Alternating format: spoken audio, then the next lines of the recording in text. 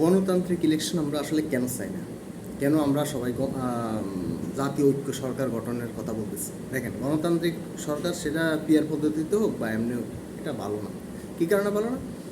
আমি প্রথম ইলেকশন দেখি 1996 সালে, তো যেটা প্রাইম মিনিস্টারের হয়েছিল ভোট, ওটা মানে ফেব্রুয়ারিতে হয়েছিল। ওইখানে অনেক মারামারি হয়েছিল। পরবর্তীতে আবার যখন চেয়ারম্যান ইলেকশন হয় ডিসেম্বরের দিকে বা নভেম্বরের দিকে, ওই সময় আমি আমার মামার বাড়িতে প্রেসিডেন্ট ছিলাম।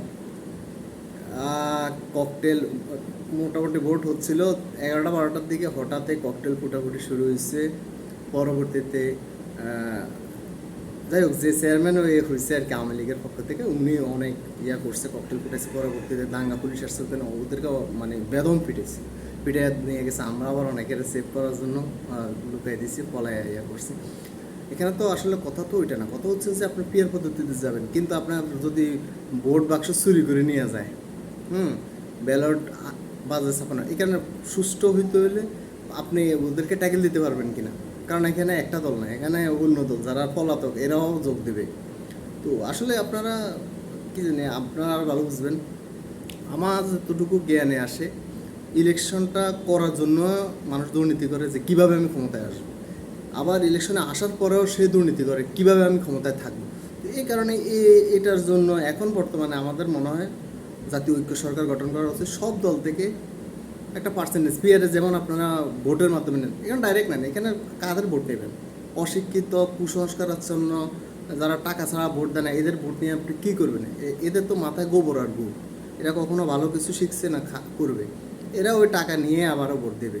তো এদের থেকে আপনি গণতান্ত্রিক কী, এরা কী জানে? এদের থেকে কী আপনি আশা করবেন? এরা ওই টাকা নিয়ে করবে। এরা মূর্খ সূর্খ মানুষ। এদের কত হচ্ছে, টাকা নেব, সারা বছর মারা খাবো, বিচারও করবে না। উল্টা এদের যদি সব ঘরবাড়িও নিয়ে যান, এরা ওই আপনাকে দিবে ভোট।